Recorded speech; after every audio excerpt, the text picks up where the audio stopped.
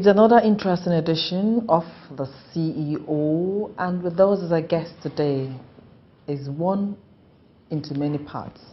He is a motivational speaker, he is a writer, a columnist, a TV presenter. I guess you've done some presentations and all of that. He was a head of corporate, one of the multinationals in the country, Cadbury West Africa, but today he is the managing director, Ashton and Leighton, into business communications consultancy. Gbenga ex Adebija, you welcome onto the program. Thank you very much. Glad to have you. Yinka Ogundibu is my name. First and foremost, the X factor. I find it so intriguing, and I'm always looking at X. This is Gbenga, this is Adebija. What X? What does he really say? I know quite a number of people have been intrigued by the X, and I'd like to keep it like that. Why? Well, you know, no, I want people to keep guessing, to keep asking questions about it. So just keep guessing X. Yes. Okay. Now I said you're one into many parts. A motivational speaker, into seminars, trainings, everything all rolled into one.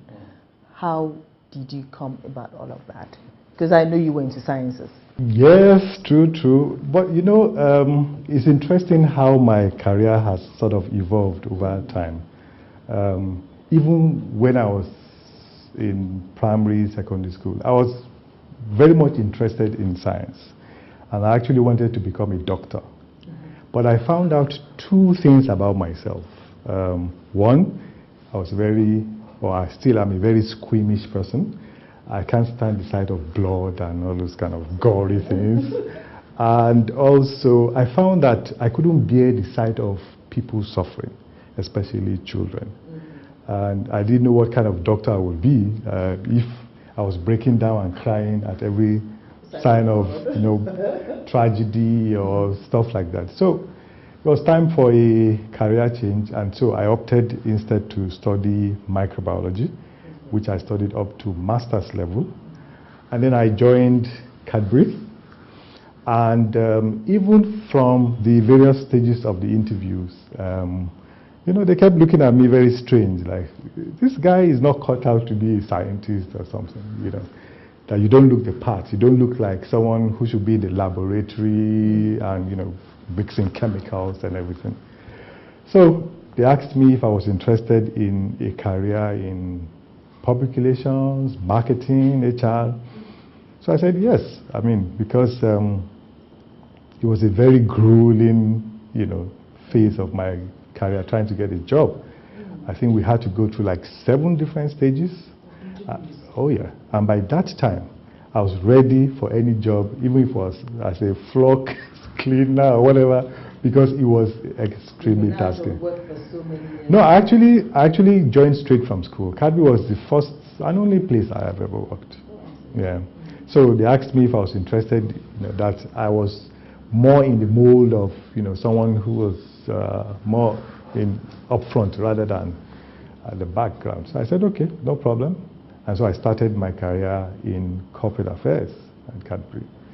And then 4 years later, I became head of corporate affairs after joining as management trainee.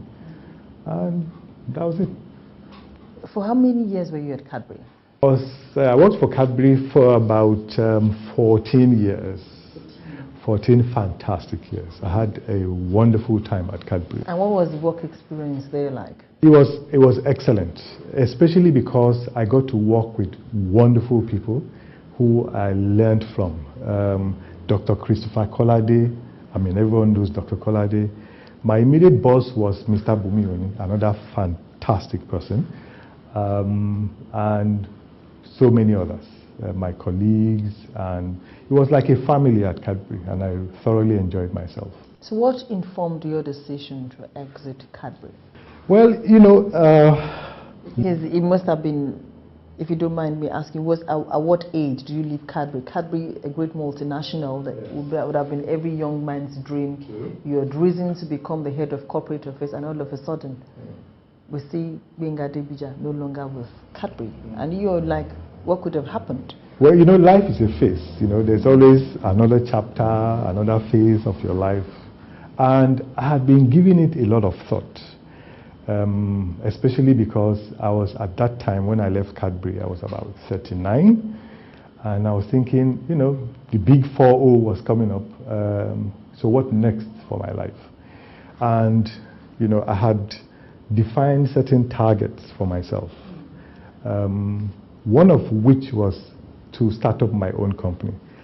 Although in fairness, I never thought that I'll be doing it at this phase of my life. I actually thought I would do it when I was in my 50s or something. And so after I left Cadbury, my immediate response was to consider the offers and the options open to me. Because when corporate Nigeria knew that I was out of Cadbury, I got quite a lot of offers to say, you know, would you like to come and join us?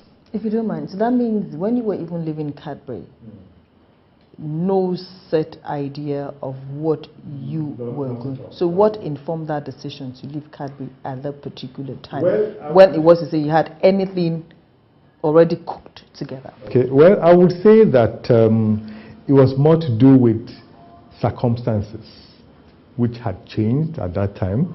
And did it have to do with the problems Cadbury had at that time? Not directly, no.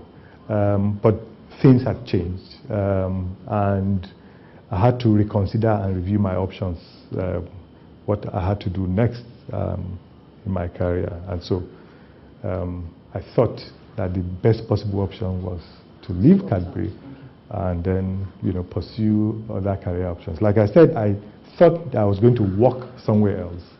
But, you know, there was an avalanche of offers, you know, from everywhere. So I said to all of them, just hold on. Let me catch my breath, let me think about it. So I took the whole family, went off to the US for some time, for vacation.